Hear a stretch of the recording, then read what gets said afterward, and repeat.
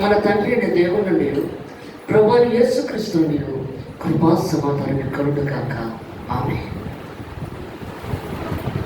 యెషయా గ్రంథము 52వ అధ్యాయము 13వ వచనం చూడండి. ఆలకించుడి, నా సేవకుడు వివేకముగా ప్రవర్తించను. యేసు ప్రభు తన చేతిలో ఉన్నది అంటే ఇష్టపూర్వకంగా వచ్చి బలిదానమైన దేవుడు ఈరోజు పునరుత్థానుడై మన మధ్యలోకి వచ్చాడు. దేవుడు ఇక్కడ ఆలకించుడు, నా సేవకుడు వివేకముగా ప్రవర్తించను. అతడు హెచ్చింపబడి ప్రసిద్ధుడై మహాగరుడుగా ఇచ్చబడను. ఎందుకంటే పవర్ఫుల్, సర్వశక్తిమంతుడు, సర్వోన్నతుడైన దేవుడు ఆయన.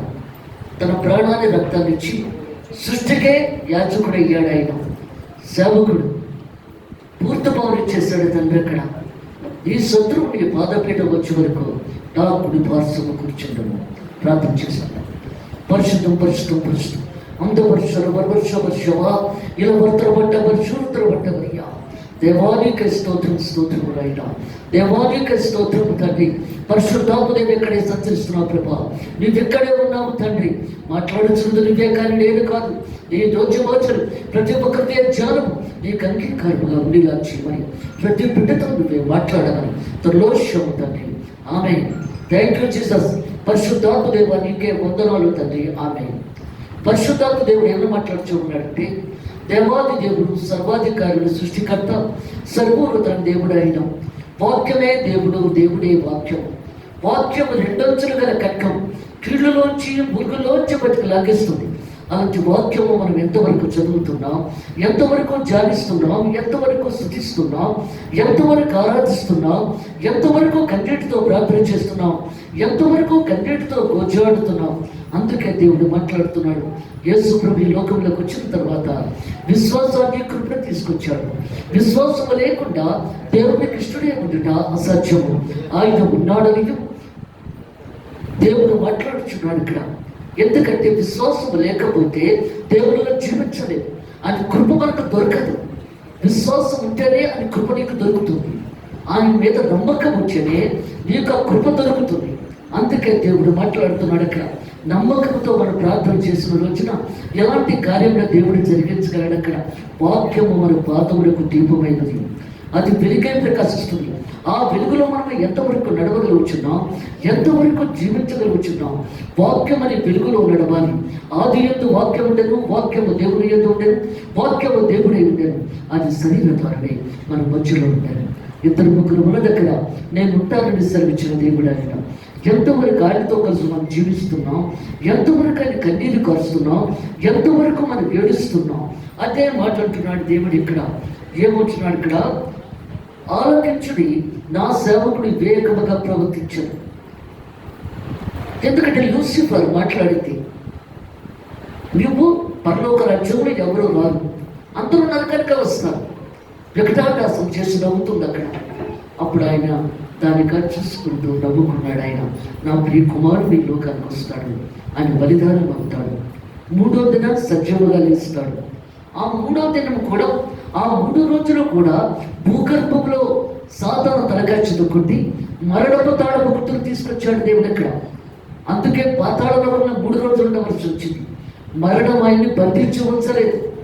అందుకే దేవుడు మాట్లాడుతున్నాడు, మరణం ఎప్పుడు కూడా బంధించి ఉంచలేదు ఆయన్ని. ఎందుకంటే సాతాను తలకాయ చదువుకొట్టి ఆ మరణపు తాళపు గుర్తులు బయటకు తెచ్చేయాలి. అందుకే దేవుడు పాతాళలోకానికి వెళ్ళవలసి వచ్చింది. అందుకే ఏ రోజు అడుగుతాడు కదా, ఒక అద్భుతకారం చేసి చూపించాడు. ఏ అద్భుతకారం చూపించమంటావు? యోనా తిమ్మంతుల కడుపులో 3 రోజులు ఎలా ఉన్నాడు? ఎందుకంటే యోనా ఆ తిమ్మంతుల కడుపులో ఉండి వేదనను పిలిచాడు, బాధను పిలిచాడు. దేవునికి వ్యతిరేకంగా ప్రవర్తించిన సేవకుడై ఉండి కూడా ఆ బాధ తట్టుకోలేకపోయాడు అక్కడ. ఎందుకంటే చేపలు చేసేటప్పుడే ఆడవాళ్ళకి అదో రకంగా ఉంటుంది. అలాంటిది ఆ కడుపులో వేసేసాడు, తిమ్మంతుల కడుపులో. ఆ కుళ్ళులోని కొట్టుమిట్లు ఆడిపోతున్నాడు అక్కడ. ఎందుకంటే మనిషికి ఎలా బుద్ధి చెప్పాలో దేవుడికి తెలుసు. దేవుడికి తెలుసు ఎలా బుద్ధి చెప్తే ఎలా మారుతాడో, ఏ విధంగా ఉంటాడో దేవుడికి తెలుసు అక్కడ. అందుకు ఆ కడుపులో, చేప కడుపులో పడేశాడు అక్కడ. వ్యాధులు అనిపిస్తున్నాడు, బాధ అనిపిస్తున్నాడు. ప్రభా నీకు ఈ కానుకిస్తాను, నేను ఇస్తాను ప్రభా, నేను బయటకు తీ ప్రభా, ఇక తప్పు చేయను ప్రభా. గిలగిలగిలగా కొట్టుకుపోతున్నాడు 3 రోజులు కూడా. 3 రోజులు ఇచ్చాడు దేవుడు అక్కడ. అప్పుడు బయటకు కక్కే అన్నాడు దేవుడు అక్కడ. కక్కేసిన తర్వాత నిరూపురానికి వెళ్ళావు, నేను చెప్పమన్న మాట చెప్పురా అన్నాడు అక్కడ. ఎందుకంటే దేవుని మాట మనం వినాలి, ఆజ్ఞ ప్రకారంగా మనం నడుచుకోవాలి. అందుకే దేవుడు మాట్లాడుతున్నాడు ఇక్కడ. అప్పుడు కూడా అతను మారలేకపోయాడు. మనము కూడా మారలేకుండా ఉన్నామేమో, అదే దేవుడు చెప్తున్నాడు. దేవుడు అంత కఠినమైన శిక్ష వేస్తున్నా కూడా మారలేకపోయాడు. అక్కడ కూడా కూర్చోండి చెప్తున్నాడు. ఏమంటున్నాడు? దేవుడు ఇలా చెప్పమన్నాడు, అందుకే చెప్పేశారు, నా పని అయిపోయింది అనుకుంటున్నాడు అక్కడ. కానీ దేవుడు ఏం చేశాడు? ఆ మాట తిన్నగా రాజుగారి దగ్గరికి వెళ్ళేటట్లు చేస్తున్నాడు అక్కడ. అందుకే దేవుడు మాట్లాడుతున్నాడు అక్కడ. అప్పుడు ఆ రాజుగారు చాటింపు ఇచ్చాడు. ఎందుకంటే ఉపవాస ప్రార్థన చేయండి, దేవుడు మంచివాడు కాబట్టి. అందుకే దేవుడు సెలవిస్తున్నాడు ఇక్కడ. మంచివాడు కాబట్టి కాపాడాడు, నాని ఏ ప్రమాదం జరగకుండా కాచి కాపాడాడు. అందుకే దేవుడు మాట్లాడుతున్నాడు ఇక్కడ. అందువల్ల అందరూ ఉపవాస ప్రార్థన చేయాలి దేవుడు కల్పించే వరకును. అలాగే మనము 40 రోజులు ఉపవాస ప్రార్థన చేశాం దేవుని శక్తులు. అందుకే దేవుడు మాట్లాడుతున్నాడు. నీ బిడ్డల కోసం అవ్వచ్చు, నీ భర్త కోసం అవ్వచ్చు, నీ కుటుంబం కోసం అవ్వచ్చు, నువ్వు ఉపవాస ప్రార్థన చేసావు నువ్వు. అందుకంటున్నాడు. ఎందుకంటే అక్కడ కూడా రాజుగారు ఏదో చెప్పారు, ఉపవాస ప్రార్థన చేయండి, మంచిని కూడా తాకూడదు, దేవుడు కరుణించాడు కాబట్టి సరిపోయింది. అందువల్ల అనేటప్పుడు ఉపవాస ప్రార్థన చేసేటప్పుడు కల్లా అందరూ కూడా మంచిగా మారిపోయారని దేవుడు సంతోషపడ్డాడు అక్కడ. సంతోషపడి శిక్ష వేయకుండా వదిలేశాడు. అప్పుడు నోవా అంటున్నాడు, నువ్వు ఇలా వదిలేస్తావని నాకు తెలుసు, అందుకే నేను చెప్పలేదు, నువ్వు ఇలా వదిలేస్తావు, నీ ప్రజల మీద ప్రేమ ఎక్కువ కదా. అవును, ప్రేమ ఎక్కువే. అందుకే అంటున్నాడు దేవుడు అక్కడ. జీవాధిపతుల దేవుడు, సర్వోధికారుడు, సృష్టికర్త, సర్వోన్నతుల దేవుడు ఆయన. అందుకే దేవుడు మాట్లాడుతున్నాడు ఇక్కడ. ఎంతవరకు ఆయనలో మనం జీవిస్తున్నాం. ఇక్కడ ఏమంటున్నాడు? అతను హెచ్చింపబడి ప్రసిద్ధుడై మహాగణుడిగా ఎంచబడదు. ఎప్పుడో సిలువలో మరణించాడో గొప్ప మనిషిపోయాడు ఆయన. ఆయన సిలువ ఎక్కుతూ ఉండగా మోషే ఏలియా వస్తాడు అని భుజం సర్చడానికి. ఇంత గొప్ప కార్యం నువ్వు చేస్తున్నావు ప్రభా, ఎవరు చేయలేనిది నువ్వు చేస్తున్నావు అని భుజం చంపడానికి వచ్చారు వాళ్ళు. అలాంటిది ఆయన ఎంతో గొప్ప గన్నుగా మారిపోయాడు అక్కడ. అందుకే దేవుడు మాట్లాడుతున్నాడు ఇక్కడ. ప్రకటన గ్రంథము 4వ అధ్యాయము 1 ఈ సంగతులు జరిగిన తరువాత నేను చూడగా అదిగో పరలోకమందు ఒక తలుపు తెరువబడి ఉండెను. మరియు నేను మొదట వినిన స్వరము బోరధ్వని వలె నాతో మాటలాడగా వింటిని. ఆ మాటలాడిన వాడు ఇక్కడికి ఎక్కి రమ్ము, ఇక మీదట జరగవలసిన వాటిని నీకు కనపరచదనెను. అందుకే దేవుడు మాట్లాడుతున్నాడు. ఎందుకంటే జరగవలసిన దేవుడో, జరగబోతున్న దేవుడో చూపించే దేవుడు ఆయన. ఏం జరుగుతుందో రేపు. అందుకే దేవుడు మాట్లాడుతున్నాడు ఇక్కడ. ఈ సంగతులు జరిగిన తరువాత నేను చూడగా అదుగో పరలోకం ముందు ఒక తలుపు తెరవబడి ఉండేది. పరలోక రాజ్యం ఎప్పుడు తలుపు తెరిసే ఉంటుంది. అందుకే దేవుడు మాట్లాడుతున్నాడు. ఎందుకంటే 40 రోజులు ఇక్కడ సంచరించిన తర్వాత నువ్వు అక్కడికి వెళ్ళిన తర్వాత నువ్వు పరలోక రాజ్యంలో వెళ్ళిపోతాడు దేవుడు అక్కడ. నీవు ఎంతవరకు మంచిగా ఉన్నావు, ఎంతవరకు తప్పు చేసావో అది నీకు అక్కడ తెలియపరచబడుతుంది. దూరము దగ్గర, పరలోక దూరము దగ్గర తెలియపరచబడుతుంది. అందుకు నువ్వు వెళ్ళిపో. అందుకని దేవుడు మాట్లాడుతున్నాడు ఇక్కడ. దేవుడు ఆపడు, దేవదూతలు ఆపరు, ఎవరు ఆపరు. 40 రోజులు ఇక్కడే సంచరించి నేను ఈ లోకంలో చాలా మంచిగా సుఖంగా జీవించేస్తాను, ఇక పరలోకంలో కూడా సుఖంగా జీవించేస్తానన్న ధైర్యంతో వెళ్ళిపోతావు నువ్వు అక్కడ దూరం దగ్గరికి. అక్కడికి వెళ్ళాక తెలుస్తుంది నీ పాపం ఏమిటో. దేవుడు అక్కడ చూపెడతాడు. ఇక్కడ నల్లగా నీ పాపాన్ని అడ్డంగా దూరానికి లోపలికి వెళ్ళనివ్వకుండా అయిపోతుంది అక్కడ. అప్పుడు అనుకుంటావు నువ్వు, ఏంటి ఇలా జరుగుతుంది అనుకోలేదే నేను, నా పాపం దేవుడు మర్చిపోతాడు అనుకున్నాను నేను, ఇలా అవుతుంది, మర్చిపోతాడు. ఎందుకంటే నువ్వు క్షమించి క్షమాపణ అడిగే వరకు దేవుడు చూస్తూ ఉంటాడు. అందుకంటున్నాడు నువ్వు తప్పులు ఒప్పుకో, ఇక్కడ బాగా జరిగిపోయింది భూలోకంలోని, ఇంకా పరలోకంలో కూడా బాగానే ఉంటుందని దేవునితో నువ్వు వెళ్ళిపోయేటప్పటికల్లా అక్కడ చూపెడతాడు దేవుడు. అక్కడ ఆయన అడ్డం రాడు, వెళ్ళిపో, లోపలికి వెళ్ళిపో అంటాడు. దూరం తెలిసే ఉంటుంది. ఇక్కడ ఏమంటున్నాడు? ఈ సంగతులు జరిగిన తరువాత నేను చూడగా అదిగో పరలోకం ముందు ఒక తలుపు తెరవబడి ఉండేను. మరియు నేను మొదట వినుట స్వరము బోరధ్వని నాతో మాట్లాడగా వింటిని. అందుకంటున్నాడు మోట స్వరం. ప్రకటన గ్రంథం 1వ అధ్యాయం 12వ వచనం చదవండి. నాతో మాట్లాడుతున్న స్వరం ఏంటని చూడ తిరిగితే, తిరగగా 7 సువర్ణ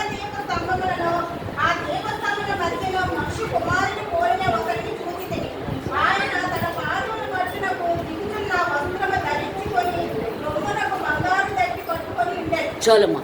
అందుకే దేవుడు మాట్లాడుతున్నాడు ఇక్కడ. ఎందుకంటే ఈ మొదటి స్వరము మళ్ళా వినబడుతుంది అక్కడ 4వ అధ్యాయంలో. దేవుని స్వరమే వినబడుతుంది, మనకి వినబడుతుంది, కానీ మనం పట్టించుకోం. ఆయన మాట్లాడే స్వరము పట్టించుకోం అక్కడ. అందుకంటున్నాడు దేవుడు ఇక్కడ, తిరుగక 7 సువర్ణ దీపస్తంభముల మధ్యను, ఎందుకంటే 7 సువర్ణ బంగారు స్తంభాలు ఆ మధ్యలో కూర్చున్నాడండి యేసు ప్రభు. అందుకే దేవుడు మాట్లాడుతున్నాడు. ఎందుకంటే మనిషి కుమారుడుగా కాదు, దేదీప్యమైన శుభకార్యాల కౌంటరీ చేసిన వారే ఉన్నాడు అక్కడ. ఆ బంగారు దీపాల మధ్య అది కూర్చొని ఉన్నాడు అక్కడ. నువ్వు మామూలు మనిషి అనుకుంటున్నావేమో, ఈ లోకంలో సిలువెక్కడానికి వచ్చిన దేవుడు అనుకుంటున్నావేమో నువ్వు, అది కాదు. అందుకంటున్నాడు ఆయన శుభకర్జల వలె కాటించినట్టుగా చూస్తున్నాడు అక్కడ. తిరుగగా 7 సువర్ణ దీపస్తంభములను, ఆ దీపస్తంభముల మధ్య మనిషి కుమారుడు కోరిన ఒకరిని చూచితిని. ఆయన తన పాదముల మట్టుకు దిగుచున్న వస్త్రము ధరించుకొని రొమ్ములకు బంగారు తట్టి కట్టి ఉండెను. ఛాతికి బంగారు తట్టి కట్టుకొని ఉన్నాడు. పౌరపులుగా కనబడుతున్నాడు ఆయన. అందుకే దేవుడు అంటున్నాడు, ఆయన తలయు తల వెంట్రుకలు తెల్లని నుండి పోలుడివై ఏమంతా ధవలముగా ఉండెను. పట్టు వస్త్రాలు ఎలా ఉంటాయో తల వెంట్రుక కూడా అంత మెత్తగా పట్టుగా ఉన్నది. ఆయన నేత్రం లగ్గించోళమై ఉండరు భయంకరంగా. ఎందుకంటే సింహము కాటిస్తున్నప్పుడు ఆ కళ్ళు ఎర్రగా నిప్పు కళల్లో ఉంటాయి సింహానికి. అది దత్తురిపోతుంది అడుగుతా కూడా. అలా ఉన్నాయటంటే అది కళ్ళు అగ్ని నేత్రాలు వలె. అందుకొచ్చినాడు ఇక్కడ ఆయన నేత్రం లగ్గించడం వలె ఉంటాను. ఆయన పాదములు కొలుములో పుట్టం వేయబడి నిరీచున్న అపరంజితో సమానమై ఉండేది. అగ్గినిప్పుల మీద ఇంటులు నడుస్తారు కదా, అలా ఉన్నాయట. అగ్గినిప్పులు పెద్ద పెద్ద నిప్పుల్లో ఉన్నాయట ఆయన పాదాలు. అంత భయంకరంగా ఉంటాడు ఆయన. మనిషి కుమారుడు అనుకుంటున్నావేమో, ఆయన స్వార్థకుడు, ధ్యాన మనసు గలవాడు. అలాంటి వాడు కాదు ఇక్కడ. అదే చెప్తున్నాడు ఇక్కడ. ఆయన కంఠస్వరము విస్తార జలప్రములు దొరివనే ఉండరు. కొండ వేచి జలపాతం పడుతున్నప్పుడు ఎంత భయంకరంగా ఉంటుంది ఆ శబ్దం, చాలా భయంకరంగా ఉంటుంది. నువ్వు ఒక్కదాన్ని ఒక్కడిగా నిలబడితే దానికి నువ్వు తట్టుకోలేవు ఆ శబ్దానికి. అంత కంఠస్వరం అంత భయంకరంగా ఉంటుందటండి. కలుకుని పోతుందటండి. దేవుని కంఠస్వరం తొలగిపోవాలి. 7 ఉరుములు ఉరుముతే ఎలా ఉంటుందో అలా ఉంటుందటండి అది కంఠస్వరం. అంత భయంకరంగా ఉంటుందట. అప్పుడు నువ్వు తట్టుకోగలవా? తట్టుకోలేవు. ఒక్క ఉరుముతేనే నువ్వు తట్టుకోలేకపోతున్నావే. 7 ఉరుములు ఒక్కసారి ఉరుమునప్పుడు ఎలా ఉంటుందో ఒక్కసారి ఆలోచించి అక్కడ. అదే దేవుడు మాట్లాడుతున్నాడు ఇక్కడ. ఏమొచ్చినాడు? ఆయన నోటి నుండి 2 అంచులు గల వాడిన ఖడ్గం ఒకటి బయలు వెడలుచుండను. ఎందుకంటే 2 అంచుల ఖడ్గం వాక్యమే. 2 అంచుల ఖడ్గం అక్కడ నీ కీళ్ళలోంచి మురుగులోంచి బయటకు లాగేస్తుంది. నువ్వు తప్పు చేసినా మంచు చేసినా ఆ వాక్యము బయటకు లాగేస్తుంది అక్కడ. అందుకే దేవుడు మాట్లాడుతున్నాడు ఇక్కడ. 4వ అధ్యాయంలో ఏమొచ్చినాడు ఇక్కడ? ప్రకటన గ్రంథం 4వ అధ్యాయంలో ఇక్కడ ఒక తలుపు తెరవబడిందను, మరియు నేను ఓటమిడి స్వరము నోరు తొలవలి నాతో మాట్లాడుగా వింటిని. మొదటి స్వరం ఎలా ఉందో ఇప్పుడు కూడా అదే స్వరం వినపడుతుంది ఇక్కడ.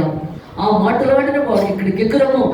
యోహానుతో అంటున్నాడు యేసు ప్రభు, పైకి రా అని చెప్తున్నాడు ఇక్కడ. ఎక్కరము, ఇక మీద జరగవలసిన వాటిని కనపరచుదను. ఏం జరుగుతుందో అది నీకు చూపెడతాను. వెంటనే నేను ఆత్మ వస్తున్నైతే పరిశుద్ధాత్మ వచ్చేసింది దాని మీదకి. అదిగో పరలోకమందు ఒక సింహాసనం వేయబడి ఉండను. సింహాసనం నుండి ఒకడు ఆసనుడై ఉండను. ఆసనుడైన వాడి దృష్టికి సూర్యకాంతి పద్మరాజుని పోలినవాడు. అందుకంటున్నాడు పద్మము చాలా అందంగా ఉంటుంది. అంత అందంగా ఉంటాడటండి యేసు ప్రభు. అదే మాట ఇక్కడ అంటున్నాడు. యెషయా గ్రంథము 52వ అధ్యాయము 14వ వచనం చదవండి.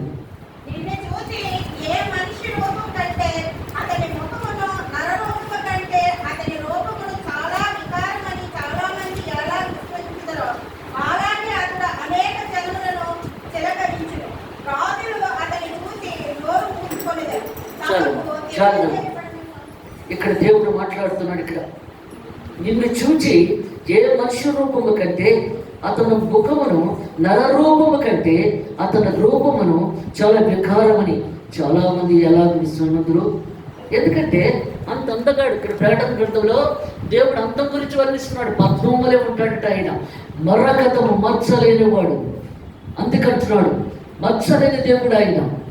అలాంటి దేవాది దేవుడిని ఇక్కడ ముఖమంతా కూడా రక్తముతో వికారమైపోయాడు మనిషి. నరరూపము కంటే, నరుడు కన్నా భయంకరమైన రూపం వచ్చేసింది అక్కడ.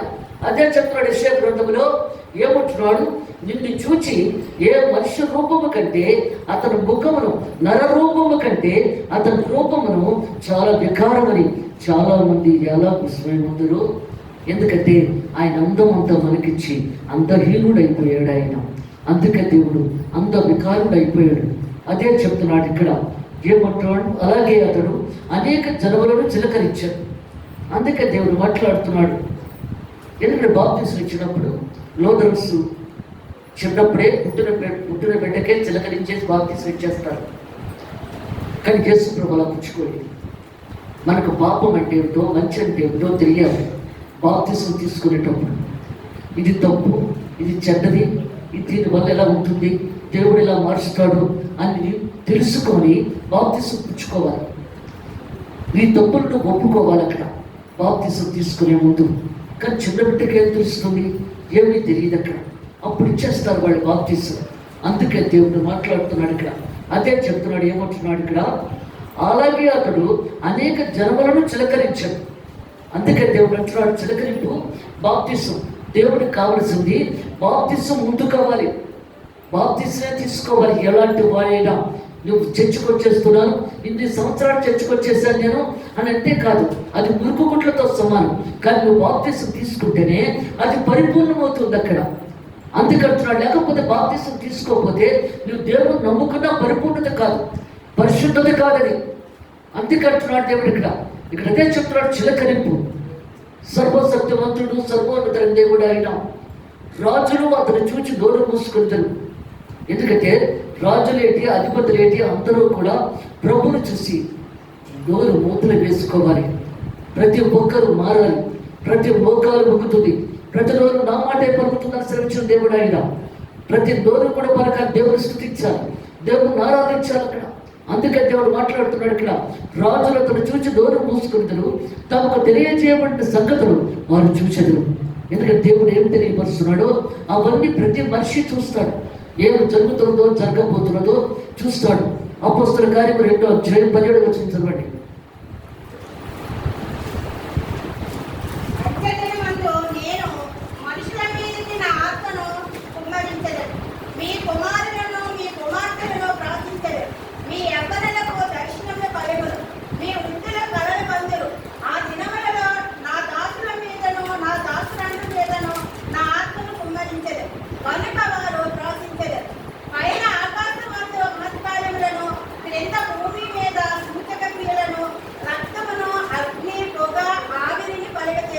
చాలు.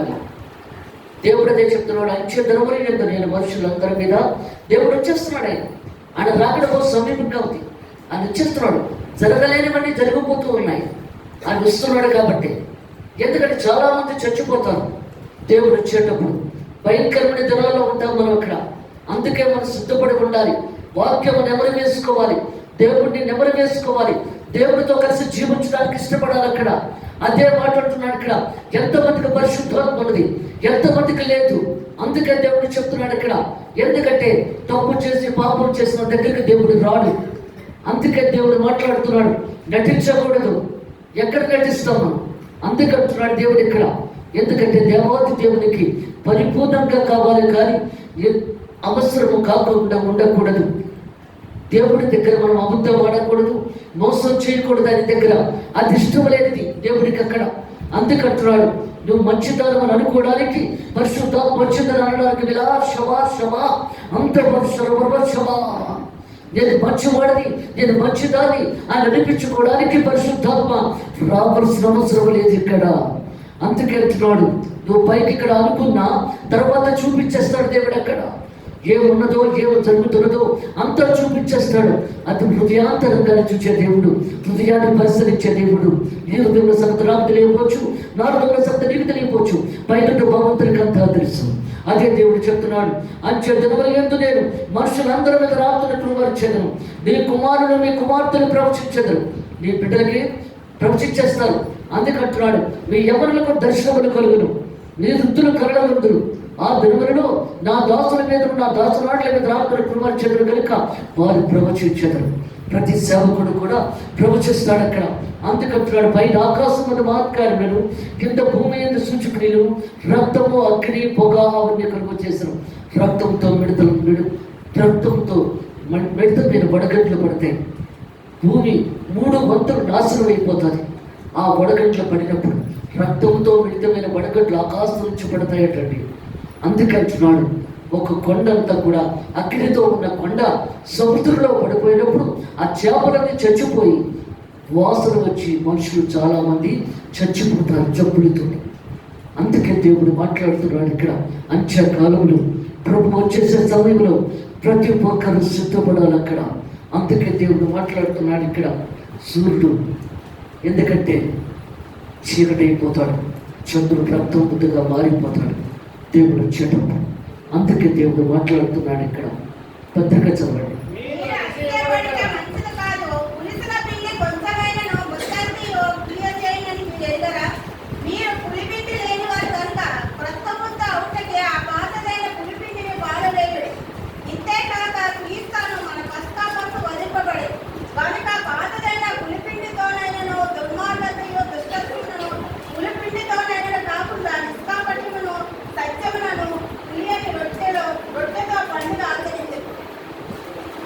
చాలా అందుకే దేవుడు మాట్లాడుతున్నాడు ఇక్కడ. 1 కొరింథీయులకు రాసిన పత్రిక 5:6 చూడండి. మీరు అతిశయపడ్డ మంచిది కాదు. ఎందుకంటే దేన్ని బట్టి మనం అతిశయపడుతున్నాం? రథాలు బట్టి, గుర్రాలు బట్ట, అందాన్ని బట్ట, దేన్ని చూసి మనం అతిశయపడాలి? ఈ భూలోకంలో ఇక్కడ దేన్ని బట్టి మనం అతిశయపడాలి? ఏది నీకు ఉండదు. అందుకంటున్నాడు, దేన్ని నువ్వు అనిపించలేవు, దేనితో కూడా నువ్వు వెళ్ళవు. ఈ లోకంలో వారు అతిశయపడితే దేవుడి కన్నా ఏది గొప్పది కాదు. అందుకంటున్నాడు, దేన్ని బట్టి, రథాలు బట్ట, గుర్రాలు బట్ట, దేన్ని బట్టి అతిశయపడతాం మనం. అందుకంటున్నాడు దేవుడు ఇక్కడ. అదే చెప్తున్నాడు, నేను అతిశయపడ్డ మంచిది కాదు. పులుసును పిండి కొంచెమైనా ముద్దంతే పులివి చేయని నేను ఎరగరా? ఎందుకంటే 3 కొంచెం పిండిలో పులుసును ముద్ద పెట్టినప్పుడు అంటే సృష్టి యావత్తు కూడా అందులో పులుసును ముద్ద అంటే యేసు ప్రభు ఆ ముద్దలో ఉంటేనే దానికి విలువ, సృష్టికే విలువ, లేకపోతే విలువ లేదు. అదే చెప్తున్నాడు ఇక్కడ, మీరు పులిపిండి లేని వారు కనుక క్రొత్త ముద్ద ఒకటికే ఆ పాతదైన పులిపిండిని తీసి పారవేడి. పాతదైన పులిపిండి అంటే పాత నిబంధన. ఒక వ్యభిచారం చేసి వచ్చి గొర్రెను వధించిన పాపం పోయిందనుకునే వారు, ఒక దొంగతనం చేసి వచ్చి గొర్రెను వధించిన పాపం పోయిందనుకునే వారు, తప్పు చేసినప్పుడల్లా కూడా గొర్రెని వధించేసి మేకని వధించేసినంత మాత్రం పాపాలు ఎక్కడికపోతే ఇంకెందుకండి? అందుకంటున్నాడు, పాత నిబంధన ఆ పాత ముద్ద తీసిపారే, క్రొత్త జీవితం మొదలుపెట్టు, కొత్తగా మళ్ళీ పునర్జన్మెత్తు. సీమోను అంటున్నాడు కదా, పాస్టర్ గారు అంటున్నారు యేసు ప్రభుతో, ప్రభా మరి ఎలాగా పరలోక రాజ్యం వెళ్ళడం అంటే నువ్వు తల్లి గర్భంలో మరలా పుట్టాలయ్యా. ఈ వయసులో నేను ఎక్కడ పుట్టగలను ప్రభా? అయితే నీటి ద్వారా ఆత్మ ద్వారా పొందితేనే కానీ నువ్వు పరలోక రాజ్యంలో ప్రవేశం లేదు. అందుకంటున్నాడు దేవుడు ఇక్కడ, పాతదైన పులిపిండి తీసే, పాత నిబంధన గ్రంథం తీసి పారేసి కొత్త నిబంధన కర్తగా మధ్యవర్తిగా. అందుకే దేవుడు అంటున్నాడు, ఒకే భర్తకు ఒకే భార్య, ఒకే భార్యకు ఒకే భర్త. అంతకన్నా తప్పు చేస్తే అది వ్యభిచారం కింద లెక్క. దేవుడికి లెక్కప్ప చెప్పాలి. నీ భార్యను ఎందుకు అన్యాయం చేసావు, నీ భర్తను నువ్వెందుకు అన్యాయం చేసావు అని ప్రశ్నించినప్పుడు జవాబు దొరకదు అక్కడ. అందుకే ఇక్కడ నువ్వు సెటరేట్ అవ్వు, సరిగ్గా ఉండు. అందుకే ఇప్పుడు పునర్జన్మ ఎత్తాడు దేవుడు ఇక్కడ. ఈ రోజు మనం దేవుడితో సంతోషంగా ఉండడానికి దేవుడి కార్యం చేస్తున్నాడు ఇక్కడ. అందుకంటున్నాడు, ప్రతి సంవత్సరం జరుగుతున్నదే కదా, మరి ఈ సంవత్సరానికి ఏముంది అంటే నీలో ఉన్న బలహీనత వదులుకున్న వాళ్ళు ఏదైనా చూసుకుంటున్నాడు దేవుడు ఇక్కడ. ఏదో ఒకటి వదులు, సంవత్సరానికి ఒకసారి నీలో ఉన్న బలహీనత వదిలేసాయి. అందుకంటున్నాడు, ఏదో ఒకటి వదిలేస్తున్న రోజున అప్పుడు దేవుడు నా కోసం వదిలేసింది బిడ్డ అని చెప్పి నీకు మంచి చేస్తాడు అక్కడ. నువ్వేది వదులుకోకుండా ప్రతి సంవత్సరం ఆలయంలో కూర్చుంటున్నాను, వింటున్నాను, వెళ్ళిపోతున్నానంటే అది మంచిది కాదు కదా. అందుకని దేవుడు మాట్లాడుతున్నాడు. దేవుడు అడుగుతాడు, నీ సంఘంగా ప్రేమి గట్టిగా చెప్పలేదా, మాట్లాడలేదా అని అడిగినప్పుడు నన్ను అడుగుతాడు, ఏమా నా మొక్కగా చూస్తాడు అక్కడ. పక్కనే నిలబడి సంఘం ఎదుర్కొంటాను.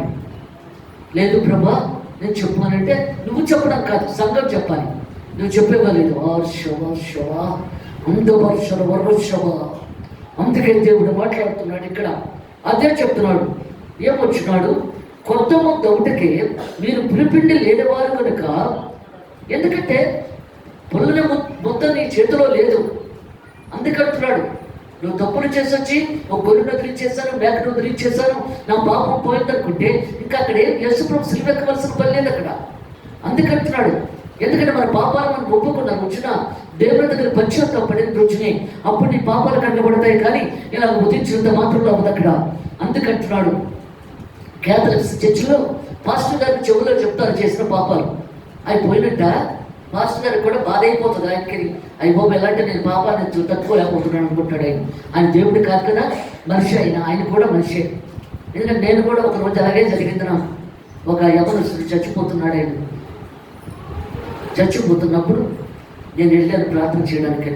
అమ్మా నేను తప్పులు చేశాను, దేవుడి దగ్గర ఒప్పుకోలేక నీ దగ్గర ఒప్పుకుంటున్నాను అన్నాడు. చాలా భయంకరంగా ఉన్నాయి. వద్దునే రా బాబు, నేను ప్రార్థన చేస్తాను, సగం చెప్పావు కదా, తగిన సగం నేను ప్రార్థన చేస్తాను. దేవుడి స్తోత్రం. ఎందుకంటే పాస్టర్లు కూడా మనుషులనే తట్టుకునే శక్తి మాకు కూడా ఉండదు, కానీ దేవుడు ఒక్కడే తట్టుకోగలడు. మనం చేసిన పాపాలు ఒప్పుకున్నందుకు ఆయన ఒక్కడే తట్టుకోగలడు. ఆయన సిలువను మోస్తూ వస్తున్నప్పుడు సీమోను మీద ఆ సిలువ పెట్టేటప్పుడు తట్టుకోలేకపోయాడు. ఆ సీమోను కింద పడిపోకూడదు, సిలువ కింద పడ్డానికి వెళ్ళేది ఆ సిలువ. మరలా గబాలు ఎత్తుకుంటాడు దేవుడు అక్కడ ఆ సిలువని. ఎందుకంటే మన కోసం ఆయన ఇష్టపూర్వకంగా వచ్చి ఆ సిలువను మోసాడు. అక్కడ కింద పెడితే కుదరదు. ఇక్కడ మన చిన్నపిల్లలు ఏమంటావు, కింద పడిన వస్తువు తీయకో ముట్టుకోకు అని దెబ్బలాడతాం అక్కడ. అలాగే యేసు ప్రభు కూడా ఆ సిలువను ఎక్కడైతే కింద పడేస్తాడేమో గబాలను మళ్ళీ భుజం మీద వేసుకుంటాడు అక్కడ. అందుకే దేవుడు మాట్లాడుతున్నాడు ఇక్కడ. ఏమంటున్నాడు, మీరు పులిపిండి లేని వారి కనుక కొత్త ముద్ద ఒకటికే ఆ పాతదైన పులిపిండిని తీసి పారవేడి. ఇంతే కాక క్రీస్తు అని మన పస్కా పశువు. ఎందుకంటే యేసు ప్రభు పస్కా పశువు. ఎద్దును వధిస్తారు, మనుషులు వధించినట్లు లెక్క. ఎద్దును వధిస్తే, ఆవుని ఎద్దును వధిస్తారు కదా, అది మనుషులు వధించినట్లు లెక్క. అందుకు యేసు ప్రభు పస్కా జంతువు. అందుకంటాడు పస్కా పశువు యేసు ప్రభు. ఆయన వధించబడ్డాడు. అదే చెప్తున్నాడు, పస్కా పశువు వధింపబడింది కనుక పాతదైన పులిపిండితో నేను దుర్మార్గతము. ఎందుకంటే పాత నిబంధనలో దుర్మార్గతము, దుష్టాంతము, పులిపిండితో నేను కాకుండా నిష్కపటమైన మనసు, కల్మషము లేని మనసు కావాలి. దేవునికి కల్మషం ఉండకూడదు, అసూయ మత్సరం ఉండకూడదు. మా ఇంట్లో అందరూ కూడా చాలా బాగా ఎదుగుపోయారు. మేమేంటి ఇలాగే ఉన్నాము, మాకేమీ లేదు, దేవుడు ఎందుకు మాకు ఇవ్వలేదు అని అనడానికి వీలేదు. ఎందుకంటే దేవుడు నాకు ఇంతవరకే ఇచ్చాడు, చాలు. తృప్తిపడాలి, ఎంత ఉంటే దానితో తృప్తిపడాలి. అందుకంటున్నాడు, మన మనసు క్రైస్తవ జీవితం అంటే ఎంత ఉంటే అంత తృప్తిపడవలసినది. అందుకే దేవుడు మాట్లాడుతున్నాడు ఇక్కడ, సంతోషపడాలి, ఆనందపడాలి. అందుకే దేవుడు చెప్తున్నాడు ఇక్కడ. నేను సేవబాబు నా దగ్గరికి వచ్చాను. ఆయన మాట్లాడుతుంటే చాలా సంతోషం వేసింది నాకు. ఎందుకంటే చాలా చక్కగా నేను వాడిని చూస్తున్నాను. అందరికీ కూడా నేను తీసుకొచ్చి నా భోజనానికి 10,000 ఇచ్చాడు ఆయన. ఎందుకు ఇవ్వాలి? నేను అన్నాను, వద్దు పర్వాలేదు అని చెప్పంటే, లేదమ్మా నువ్వు తీసుకోవాలి ఇది. ఎందుకంటే అందరికీ లేని వాళ్ళందరికీ చూస్తున్నాడు ఆయన.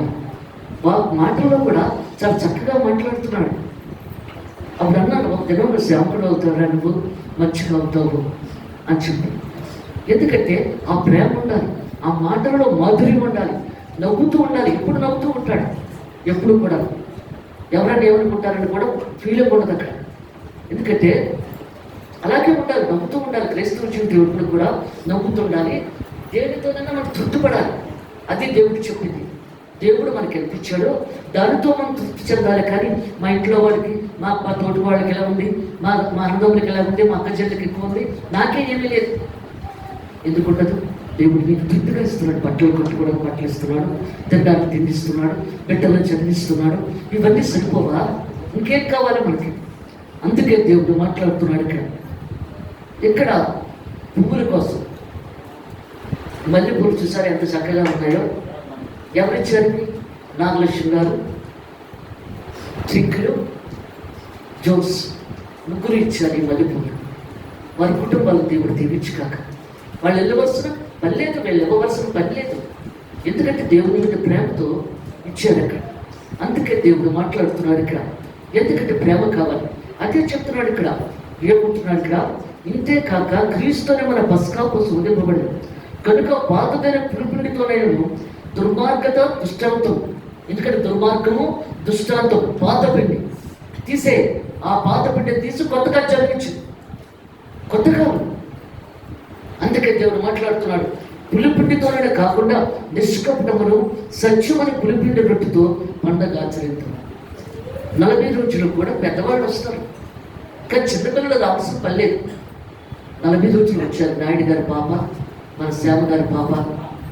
అది ప్రజెంటేషన్ కూడా మన డేవిడ్ రాజు గారు, ఆయనకి ఎంతో ప్రేమ కదా, ఏదైనా మంచిగాను అని చూస్తూ ఉంటారు ఆయన, ఏదైనా ఇవ్వాలనే చూస్తుంటాడు ఆయన అందరికీ కూడాను. ఆ పిల్లలకి ప్రజెంటేషన్, ఇంకొద్ది ప్రార్థన అయిపోయిన తర్వాత వాక్యం అయిపోయాక వాళ్ళందరికీ ప్రజెంటేషన్ ఆయన ఇచ్చారు. మన కుటుంబాన్ని దేవుడు దీవించాలి.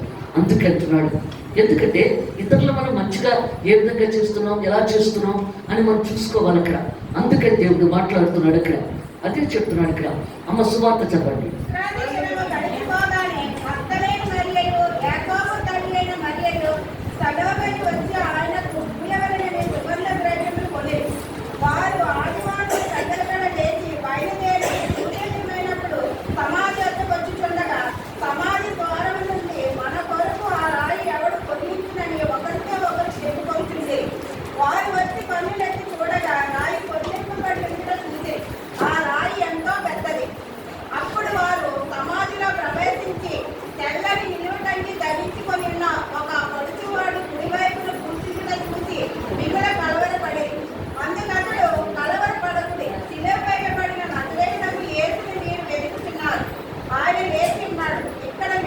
చాలు. ఎందుకంటే నేను ఇలా చెప్తున్నానని మీరు అనుకోవద్దు. నేను చెప్పకపోతే దేవుడు నన్ను ఎక్కడుగుతాడు, ఏమో వాళ్ళందరినీ చేశారు కదా, నువ్వెందుకు చెప్పలేకపోయావని. ఇక్కడ శుభ్రం చర్చి శుభ్రాలు చేయించేటప్పుడు సుహాసిని గారు, సునీత వీళ్ళందరూ, అమ్మ మేము ఇలా పిల్లల్ని 10 గంటలకు వచ్చామనండి అని. నేను అదే చెప్తాను, కానీ నేను ఏది చేయను వీళ్ళకి. వాళ్ళకి అన్న అయిన తర్వాత సమోసాలు, డ్రింకులు అన్ని ఆ పిల్లలందరికీ వీళ్ళు పెంచి పెడుతూ ఉంటారు. వీళ్ళు కష్టపడినందుకు అన్నీ చేస్తారు. నేను ఏది చేయను, నేను ఒకటే అలసిపట్టే చేస్తాను నేను అక్కడ, అంతే. ఎందుకంటే ఈ మాట నేను చెప్పకపోతే దేవుడి దృష్టిలో నేను పొరపాటు చేసిన దాన్ని అవుతాను అక్కడ. ఏమనుకోవద్దు, అందరూ ప్రేమ చూపెడతాను, కానీ నేను చెప్పేది ఏంటంటే నేను ఏది చేయటం లేదు చర్చలో. అంతా కూడా పిల్లలే చేసుకుంటున్నారు, వారి కుటుంబాన్ని దేవుడు దీవించగాక. అందుకే దేవుడు మాట్లాడుతున్నాడు ఇక్కడ. విశ్రాంతి దినము గడిచిపోగానే మగ్దలేన మరియు యాకోబు తల్లి మరియు సలోమి వచ్చి ఆయన పూయవలనని సుగంధ ద్రవ్యులు కొనిరి. ఎందుకంటే దేవుడు లేచిపోతాడు, ఆయన మామూలు మనిషే కదా, మనలాంటి మనిషే కదా, ఆయన సుగంధ ద్రవ్యాల బయటకు మట్టికి పూసి ఆయనతో కలిసి మాట్లాడుకుందాం గడిసేపు అనుకున్నారు వీళ్ళిద్దరూ కూడా. తీరా వచ్చేటప్పటికి ఆయన అందరూ ఎక్కడున్నాడు, సమాధిలోని ఎప్పుడో తెల్లవారు 3 గంటలకే వెళ్ళిపోయాడు ఆయన. అందుకే దేవుడు మాట్లాడుతున్నాడు ఇక్కడ, ఆయన 3 గంటలకే వెళ్ళిపోయాడు. అక్కడ ఒక యవనస్తుడు తల దగ్గర కూర్చొని ఉన్నాడు. ఆయన తలకి కట్టిన గుడ్డలు ఇవన్నీ కూడా అక్కడ వేసేసి ఉన్నాయి అక్కడ. అప్పుడు అతను అంటున్నాడు, ఆయన దేవదూత అంటుంది, యేసు ప్రభు కోసం వచ్చారు మీరు, ఆయన ఎప్పుడో వెళ్ళిపోయాడు. అందుకంటున్నాడు దేవుడు ఇక్కడ, అదే చెప్తున్నాడు. ఎందుకంటే సమాధి దూరం నుండి మన కొరకు ఆ రాయి ఎవడో పొరలించినని ఒకరితో ఒకటి చెప్పుకొనిచుండే. ఎందుకంటే పెద్ద రాయ బండది. ఎందుకంటే యేసుప్రభు ఎక్కడైతే శిష్యులు తీసుకుని వెళ్ళిపోయి నిజంగా ఈయన బ్రతికేడు, అబద్ధం ఆడేస్తారేమోనని చెప్పి ఈయన బ్రతకడం, ఈయన లేవడం, 3వ రోజులు లేవడం, అన్ని అబద్ధాలే ఆడుతున్నారు అని అందరూ అనుకుంటున్నారు, జనాలందరూ కూడా. మరి మనం కూడా పాస్టర్ గారి గురించి అలాగే అనుకున్నాం కదా అని చెప్పేసి, పాస్టర్ గారి గురించి కూడా జనాలు అలాగే అనుకున్నాం కదా. అది మన మానవుల్లో ఉన్న మనసు, అంతే. ఎక్కడ కూడా యేసుప్రభుని తన శిష్యులు ఎక్కడైతే ఆయన లేచిపోయాడు అని చెప్పేస్తారని పెద్ద బండ తీసుకొచ్చి ఆయన సమాధి మీద బొర్లించేస్తారు, పెట్టేస్తారు ఆయన, ఎందుకంటే ఎక్కడ లేవకుండా. అందుకే దేవుడు మాట్లాడుతున్నాడు ఇక్కడ. ఆ బండను తొయ్యాలంటేనే చాలా మంది తొయ్యవలసి ఉంటుంది, అంత బలం కావాలన్నమాట. అందుకే దేవుడు మాట్లాడుతున్నాడు ఇక్కడ, అదే చెప్తున్నాడు. వారు వచ్చి కన్నులెత్తి చూడగా రాయి పొర్లింపబడి ఉండడం చూచరి. ఆ రాయి ఎంత పెద్దదో, చాలా పెద్దదన్నమాట రాయి అంటున్నాడు. అప్పుడు వారు సమాధిలో ప్రవేశించి తెల్లని నిలువుటంగి ధరించుకుని ఒక పడుచువాడు కుడివైపున కూర్చుని చూచి మిగిలి కలవరపడి, అందుకతడు కలవరపడుకుని సిలువ వేయబడిన నజరేయుడకు యేసును మీరు వెతుకుచున్నారు. యేసు ప్రభుని కదా మీరు వెతుకుతున్నారు, ఆయన లేచే ఉన్నాడు, ఇక్కడ లేడు. వారు ఆయన్ని ఉంచిన స్థలము చూడండి. ఎందుకంటే యేసుప్రభు లేడు, వెళ్ళిపోయాడు. ఆ స్థలం చూడండి, ఆ సమాధి చూడండి అని దేవదూత చెప్తుందన్నమాట. అక్కడ మీరు వెళ్ళి ఆయన మీకంటే ముందుగా గలీలోనికి వెళ్ళిచున్నాడని. గలిలే అంటే శిష్యుడి దగ్గరికి, అక్కడ ఆయన ఎక్కడెక్కడ తిరిగాడో అక్కడికి వెళ్తున్నాడు దేవుడు అక్కడ. అందుకే దేవుడు మాట్లాడుతున్నాడు, మీరు ప్రభు 40 రోజులు ఇక్కడే ఉంటాడు, మీరు చచ్చిపోయిన తర్వాత 40 రోజులు ఉంచుతాడు దేవుడు ఇక్కడ. ఎందుకు ఉంచుతాడు? మీకు ఇంకా ఆశ చావదు. యేసు ప్రభు తన శిష్యుల మీద ఆశ చావలేదు కదా, ప్రేమ చావలేదు కదా. అందుకు ఆయన చూడడానికి ముందుగా లేచిన వెంటనే వెళ్ళిపోయాడు ఆయన. అలాగే నువ్వు కూడా అలాగే ఎక్కడైతే నీ భార్యని, నీ పిల్లల్ని, నీ భర్తని ఇంకా చూసుకుంటా ఉంటావేమో అని చెప్పి 40 రోజులు ఇక్కడే వదిలేస్తున్నాడు దేవుడు అక్కడ. అది చూసుకున్న తర్వాత నేను బట్టలు పంపిస్తాను, తెల్లని బట్టలు, అది వేసుకొని పైకి వచ్చి అంటాడు దేవుడు అక్కడ. ఏదు ప్రభా, నాకు ఇంకా కోరిక తెరలేదు, నేను ఇక్కడే ఉండిపోతా, నేను ఉండిపో, నేను ఎప్పుడు తీసుకెళ్తాను, నాకే తెలియదు అంటాడు దేవుడు అక్కడ. అందుకే దేవుడు మాట్లాడుతున్నాడు ఇక్కడ. అదే చెప్తున్నాడు, మీరు వెళ్ళి ఆయన మీకంటే ముందుగా గలీలోకి వెళ్ళిచున్నాడని ఆయన మీతో చెప్పినట్టు అక్కడ మీద చూతుడని ఆయన శిష్యులతోనూ పేదలతో చెప్పుడని. వారు బయటకు వచ్చి విస్మయముంది ఒడుగుచూ సమాధి యొద్ద నుండి పారిపోయింది. వాళ్ళందరూ కూడా భయపడిపోయి పారిపోయారు. వారు భయపడినందున ఎవరితో ఏమీ చెప్పలేదు. ఆదివారం తెల్లవారినప్పుడు యేసు లేచి తాను 7 దెయ్యములు వెళ్ళగొట్టిన మగ్దలైన మరియకు మొదట కనబడిన ఆయనతో కూడా ఉండిన వారు దుఃఖపడి ఏడ్చుచుండగా ఆమె వెళ్ళి ఆ సంగతి వారిని తెలియజేశారు. కానీ ఆయన బ్రతికి ఉన్నాడని, ఆమెకు కనబడనని వారు వినడా నమ్మలేకపోయింది. ఆవిడ చెప్తుంది, యేసు ప్రభు మాకు కనబడ్డాడు అని చెప్పింది.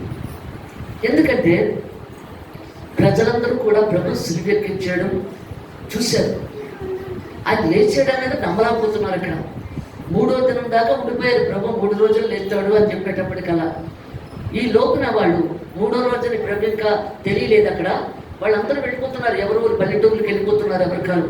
ఎందుకంటే ప్రభుని సిలువెక్కించడానికి బాధపడుతూ వెళ్ళిపోతున్నారు. వాళ్ళ మధ్యలోనే ఉన్నాడు యేసు ప్రభు. కొంత దూరం వెళ్ళిన తర్వాత ఒక ఆలయం ఉంటుంది. ఆ ఆలయంలో రాత్రి చీకటి పడిపోతే వీళ్ళందరూ కూడా ఆలయంలోని పడుకోవడానికి వెళ్తారు. ప్రభు కూడా అక్కడ ఉంటాడు. అప్పుడు రొట్టెలు తీసుకొచ్చి ఇచ్చినప్పుడు ప్రభు ఆ రొట్టెలు ప్రార్థన చేసి అందరికీ విడిచిపెట్టినప్పుడు అప్పుడు కళ్ళు తెరవబడతాయి అందరికీ. యేసు ప్రభు ఇక్కడే ఉన్నాడని చెప్పి వాడికి తెలియపరచబడుతుంది అక్కడ. అప్పుడు చూస్తాడు, మాయమైపోతాడు దేవుడు అక్కడ. వాళ్ళందరూ చూసిన తర్వాత అందుకే దేవుడు మాట్లాడుతున్నాడు ఇక్కడ. అప్పుడు శిష్యులతో చెప్తున్నాడు ఇక్కడ, ఏమని చెప్తున్నాడు ఇక్కడ, మరియు మీరు సర్వలోకమునికి వెళ్ళి సర్వ సృష్టికి సువార్త ప్రకటించుడు. ప్రతి ఒక్కరికి చెప్పేది ఏంటంటే దేవుని వాక్యం చెప్పాలి. ప్రతి ఒక్కరికి కనీసం యేసు ప్రభువుని నమ్ముకోండి, మీకు మంచి జరుగుతుందన్న మాటన్నా చెప్పాలి అక్కడ. అందుకంటున్నాడు ఇక్కడ, సర్వ సృష్టికి సువార్త ప్రకటించుడి, నమ్మి బాప్తిసం పొందిన వాడు రక్షింపబడు. ఎందుకంటే దేవుని మీద నమ్మకం ఉంచుకొని బాప్తిసం తీసుకోవాలి. నమ్మని వారికి శిక్ష విధింపబడదు. ఎవరైతే నమ్మరో వాళ్ళకి శిక్ష విధించబడుతుంది. అక్కడ క్లియర్గా చెప్తున్నాడు దేవుడు ఇక్కడ. నమ్మిన వారి వలన ఈ సూచక్రియలు కనబడదు. ఏమనగా నా నామమున దెయ్యములు వెళ్ళగొట్టెదరు, క్రొత్త భాషను మాట్లాడుదురు, పాములను ఎత్తి పట్టుకొందరు. ఎందుకంటే సేవకులకి పరిశుద్ధాత్మ ఉన్న వాళ్ళకి విషం పెట్టినా అది ఎక్కదు, పాములు కలిసినా ఎక్కదు. అందుకంటున్నాడు ఇక్కడ, కొత్త భాషను మాట్లాడుదురు, పాములను ఎత్తి పట్టుకొందురు, మరణకరమైన దేది తాగినను అది వారికి హాని చేయదు. మరణకరమైన దేది కూడా హాని చేయదు. రోగుల మీద చేతులు ఉంచినప్పుడు వారి స్వస్థత ఉంటుందని వారితో చెప్పారు. ఎందుకంటే ప్రతి ఒక్కరికి దేవుడు పౌరిస్తాడు. అందుకంటున్నాడు, ఎందుకంటే దేవుడు ఇచ్చిన తలంతిని కొంచెం కింద మంచం కింద పెట్టకండి, దేవుడు స్తంభం మీద పెడితే అది వెలుగే ప్రకాశిస్తుంది. ఎంతమందో వెలుగుడు పురుగుల వరే వస్తారు మీ దగ్గరికి ప్రార్థన కోసం. ఆ ప్రార్థన చేసినప్పుడు దేవుడు సంతోషపడతాడు, నీకు సంతోషంగా ఉంటుందని మనసుకి ఆనందం కలుగుతుంది. అక్కడ ఈవేళ సమాధి దగ్గరికి రావడానికి పిల్లలందరూ కూడా మా పిల్లలు సుసన్న గారు, సుహాసిని గారు, సునీత అందరూ కూడా అమ్మ ఫోన్లో చేసేసే ప్రార్థన, నువ్వు నడిచి రాలేవు అని చెప్పి. కానీ నాకు వెళ్ళాలని లేదు, నాకు కూడా నొప్పిగా ఉంది, నడవగలనా లేదా, అక్కడికి వెళ్ళిన తర్వాత ప్రభావాలను అవమానపరచవు కదా అని చెప్పి ప్రార్థన చేసుకున్నాను. సిగ్గుపరచవు కదా తండ్రి, అక్కడికి వెళ్ళాక సమాధం దగ్గరికి వెళ్ళి నేను ప్రార్థన చేయలేకపోతే చాలా కష్టమైపోతుంది. పిల్లలు చెప్పిన మాట నేను వినకుండా నేను వెళ్ళాలనుకుంటున్నాను నేను అక్కడ సమాధి దగ్గరికి. ఎందుకంటే నేను ఇలాగే ఉండిపోతే నా సంఘం అంతా అనుకుంటుంది ఇంకా మా పాస్టమ్మ గారు సమాధానికి వచ్చి ప్రార్థన చేయరా ఏంటి, మరి మా ఇంటికి వచ్చి ప్రార్థన చేయరా ఏదన్నా వచ్చినప్పుడు అని అనుకుంటారు నా సంఘం అంతా కూడా. అలా ఉండకూడదు కదా ప్రభా, అందుకే నా కష్టమైన నేను బయలుదేరి పెడుతున్నాను, అందులో నాకు శక్తిని నాకు బలాన్ని అని చెప్పి ప్రార్థన చేసుకొని వచ్చాను. దేవుడు అంతా కూడా పిల్లలందరూ కూడా యూత్ పిల్లలు మన సంఘము అంతా కూడా కోఆపరేట్ చేసి అంతలాగా చక్కగా తీసుకెళ్ళి ప్రార్థన చేయించారు. చక్కగా మంచిగా అందరికీ చేశాను. ఎందుకంటే ఎస్తేరాలు కూడా ముందుగానే వచ్చి వెళ్ళిపోయారు వాళ్ళు. అప్పుడు నేను అక్కడ ప్రార్థన చేశాను. అందువల్ల ఏంటంటే ప్రతి ఒక్కరికి కూడా దేవుళ్ళలో బలంగా మనం వచ్చినా దేనికి మనం భయపడవలసిన పని లేదు. ధైర్యంగా ముందుకు వెళ్ళిపోతే ఆయన నడిపిస్తాడు. దేవుని పరిస్థితి వాక్యం నుంచి కాక